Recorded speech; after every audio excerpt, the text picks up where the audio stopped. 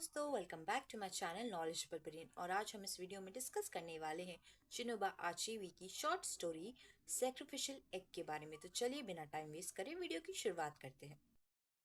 दोस्तों, Chinua Achebe one of the most important African writer रहे हैं 20th सेंचुरी के, जो जाने जाते हैं पोर्ट्रे करने के लिए अफ्रीकन लाइफ और कल्चर को from an insider's perspective rather than colonial one. उन्होंने ये शॉर्ट स्टोरी लिखी थी अराउंड 1950s और ये पब्लिश हुई थी 1953 और 54 के अराउंड। चिनुबा अचेबी की ये अर्ली शॉर्ट स्टोरी है जो उन्होंने लिखी थी अपनी famous novel things fall apart से पहले। ये वो टाइम था जब आचीबी जो है नाइजीरियन ब्रॉडकास्टिंग सर्विस के लिए काम कर रहे थे। वो काफी ज्यादा यंग थे और एक्सपेरिमेंट कर रहे थे राइटिंग में, तो उन्होंने शुरुआत करी थी स्टोरी टेलिंग से। दोस्तों, सैक्रिफिशियल एग की सेटिंग है उम्रू नाइजीरिया में अराउंड 1960, जब नाइजीरिया को इंडिपेंडेंस नहीं मिली थी। ये उस वक्त की बात है। और इस स्टोरी का मेन कैरेक्टर है जूलियस, जो कि एक ऐसे वीक से गुजरता है जिसमें काफी इम्पोर्टेंट इवेंट्स होते हैं जो उसकी समझ को उसकी कम्युनिटी और ट्रेडिशंस के बारे में शेप करते हैं। दोस्तों, चिनुबा अचेबी इसमें एक फ्रैक्चर्ड फ्लैशबैक टेक्निक यूज करते हैं जिसमें जूलियस के पास एक्सपीरियंसेस जैसे माँ के साथ एनकाउंटर, नाइट मास्क और माँ और जेनेट का लॉस दिखाया जाता है।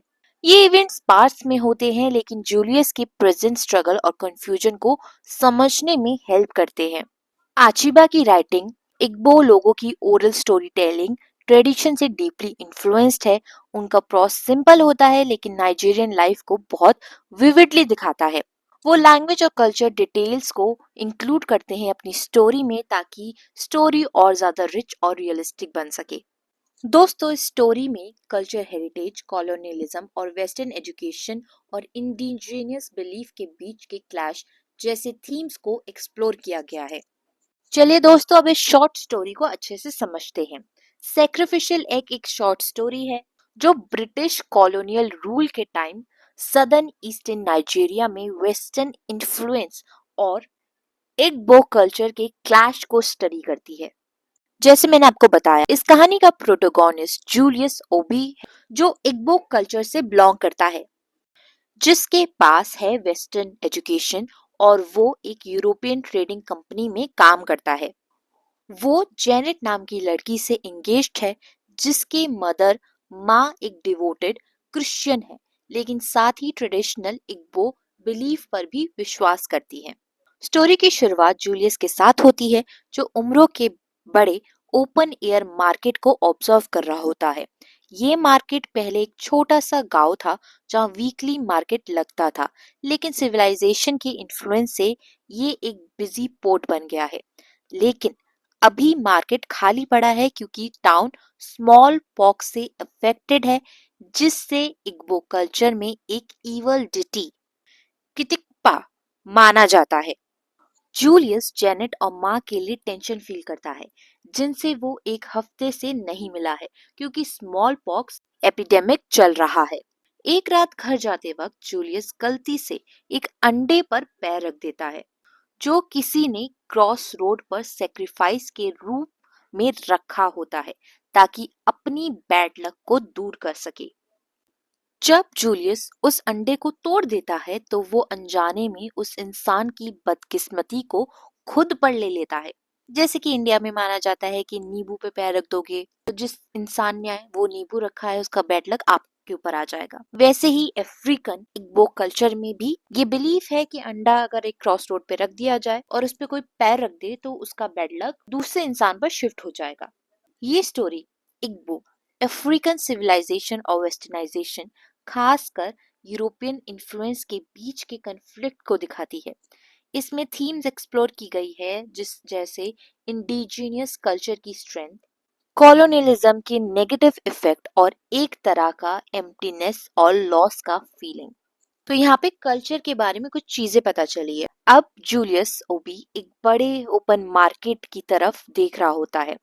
इग्बो कल्चर में एक वीक में 4 दिन होते हैं, जो कि होते हैं नेकवो, एग ओए और एफओ, यानी कि हफ्ते में वहां पर 4 दिन है। पहले ये मार्केट सिर्फ नेक्वो दिन लगता था, लेकिन अब सिविलाइजेशन के आने और टाउन के एक बड़े पाम ऑयल पोर्ट बनने की वजह से अब ये मार्केट रोज खुला रहता है। फिर भी नेक्वो अभी भी सबसे बिजी दिन होता है, क्योंकि एक डेटी जो प्राचीन समय से पर राज करती आ रही है। एक बूढ़ी औरत जैसे कपड़े पहने हुए वो गॉडेस मार्केट के बीच खड़ी होती है और चारों डायरेक्शन में अपना फैन हिलाती है। फॉरेस्ट लोग और रिवर लोग, यानी कि इग्बो और ओलू, उसकी आवाज सुनते हैं और अपनी जमीन का प्रोड्यूस लेकर आते हैं ताकि हाउस होल्ड गुड्स और फूड के साथ ट्रेड कर सके। तो दोस्तों, अभी इस कहानी में दिखाया गया है कि अभी स्मॉल पॉक्स नहीं फैला है टाउन में। अभी जो है जूलियस की कहानी फ्लैशबैक में चल रही है। हाँ, वो बताता है कि जो मार्केट है वो नेक्वो वाले दिन लगता है क्योंकि वो सबसे बिजी मार्केट होता है, लेकिन सिविलाइजेशन के बढ़ते वजह से अब वो हर रोज लगता है। और उस मार्केट में एक बूढ़ी औरत आती है ट्रेडिंग के लिए, जहाँ पे लोग अपना सामान बेचते हैं। और यहाँ पे दोनों कल्चर, इग्बो और उलू, दोनों ही लोग यहाँ पर सामान बेचते हैं उस औरत को। और उम्रू के कई लोगों की तरह जूलियस भी किसी अंदर के बुश विलेज से आया है। मिशन स्कूल की एजुकेशन उसे वो स्किल्स दी है जिसकी वजह से वो यूरोपियन ट्रेडिंग कंपनी में काम कर पाता है, जिसका बिल्डिंग मार्केट एक ऊपर से नजर रखता है। और वो जेनेट नाम की लड़की से एंगेज है, जैसा कि मैंने आपको पहले बताया है। जेनेट की माँ जो है क्रिश्चियन कन्वर्ट हो चुकी है, लेकिन वो इग्बो के कल्चर को, ट्रेडिशन की बिलीफ को अभी भी मानती है। और वो जूलियस को उसके क्रिश्चियन फेथ की वजह से पसंद भी करती है। उन्होंने एक बार जूलियस को वार्न भी किया था कि जो लोग ग्रेट मार्केट में आते हैं सब लोग अच्छे इंसान नहीं होते। यहाँ पे वो जो माँ है एक मैमी वोटा की बात कर रही होती है, जिसे वो रिवर क्रीचर्स के रूप में डिस्क्राइब करती है, जिनकी ब्यूटी बहुत परफेक्ट होती है और थोड़ी ठंडी होती है। और अब आज मार्केट खाली है क्योंकि उम्रों पर स्मॉल पॉक्स का अटैक हो गया है।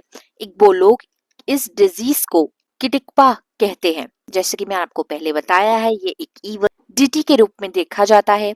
लोगों से उनका सेक्रीफाइस मांगते हैं जो वो जमीन के देवताओं को देना चाहिए। यानी कि उन लोगों का मानना है कि कुछ सेक्रीफाइस करना चाहिए ताकि ऐसी डिजीज से वो लोग बच सकें।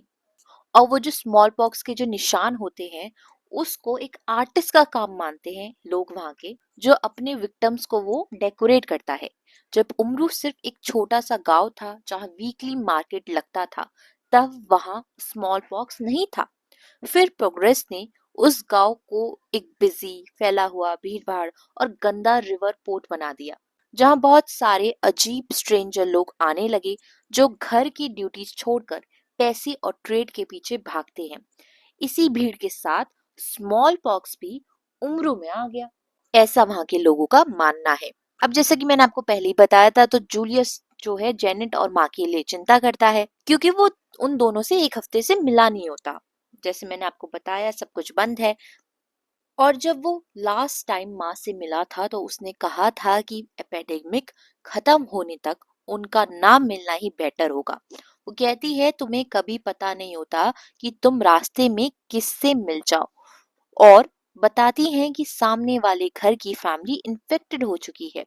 जूलियस को थोड़ा अजीब लगता है जब जेनेट अलविदा के वक्त उसे हाथ मिलाती है, जैसे रात के लिए अलग होना कोई नई और सीरियस बात ही ना हो। अब जूलियस नदी के किनारे इधर उधर चलता रहता है और जेनेट के साथ अपने लास्ट मोमेंट के बारे में सोचता रहता है। अचानक एक गोंग बजता है जो नाइट मास्क की अनाउंसमेंट करता है और उसके थॉट्स को तोड़ देता है। शोर मचते ही वो अपने घर की तरफ भागता है। जब वो अंधेरी मूनलेस रात में तेजी से जा रहा होता है तो उसे क्रॉस रोड के बीच पड़ा हुआ अंडा नजर नहीं आता। ये अंडा किसी ने सेक्रीफाइस के रूप में रखा होता है ताकि अपनी बैड लक से छुटकारा पा सके, लेकिन जूलियस के पैर के नीचे आकर वो अंडा टूट जाता है। उसे समझने का भी टाइम नहीं मिलता कि क्या हुआ। तभी उसे दूर से मांस की आवाज सुनाई देती है। वो तुरंत पास के खेत में कूद जाता है और तभी लगभग वहां से तुरंत एक तेज दौड़ने वाला मांस वहां से गुजर जाता है, जिसमें 20 बूढ़े आदमियों के साथ दौड़ने जैसी साउंड आ रही होती है। अगले दिन ऑफिस में जूलियस का बॉस चीफ क्लर्क उन जिद्दी जवान लोगों की कंप्लेन करता है जिन्होंने एल्डर्स की बात नहीं मानी और किटिप्पा को और ज्यादा गुस्सा दिला दिया। तो यहाँ पे जो जूलियस का बॉस है वो कह रहा होता है कि जो बूढ़े लोग थे जो सबसे बोल रहे थे कि घर के अंदर रहो, जो लोगों के पीछे भाग रहे थे, जो लोग अंदर नहीं जा रहे थे घर के, और वो बूढ़े लोग इसलिए कह रहे थे क्योंकि वहां पे जो ईवल डिटी है किटिप्पा, अब लोग कह रहे हैं कि उसको और ज्यादा गुस्सा आ गया है, अब वो और ज्यादा लोगों को इफेक्ट करेगा, इन्फेक्टेड करेगा और परेशान करेगा। अब जूलियस एक हफ्ते बाद ऑफिस की खिड़की से बाहर देखता है और वो उस रात के टेरर को एक वास्ट एम्प्टीनेस में बदलते हुए महसूस करता है। हर गुजरते दिन के साथ वो खालीपन और बढ़ता होता है। जूलियस एक तरफ खड़ा होता है जबकि माँ और जेनेट दूसरी तरफ होती है। दोस्तों, इस स्टोरी का एंड ये है कि जूलियस अब इमोशनली डिस्कनेक्ट हो चुका है। माँ और जेनेट उस वर्ल्ड के दूसरे साइड पर है, जैसे वो अब उसकी रियलिटी या अंडरस्टैंडिंग से बाहर हो गई है। स्टोरी का एंड ये दिखाता है कि ट्रॉमा सिर्फ डर नहीं होता, वो धीरे धीरे इंसान को अंदर से खाली और अलग कर देता है।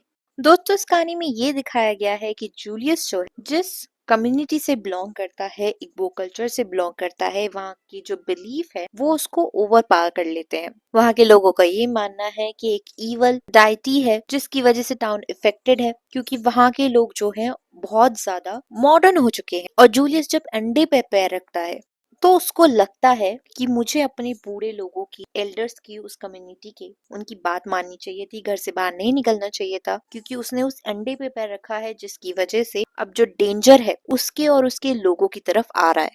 आई होप आपको ये वीडियो समझ में आ गई हो, और वीडियो देखने के लिए चैनल को सब्सक्राइब करें। Thank you for watching this video.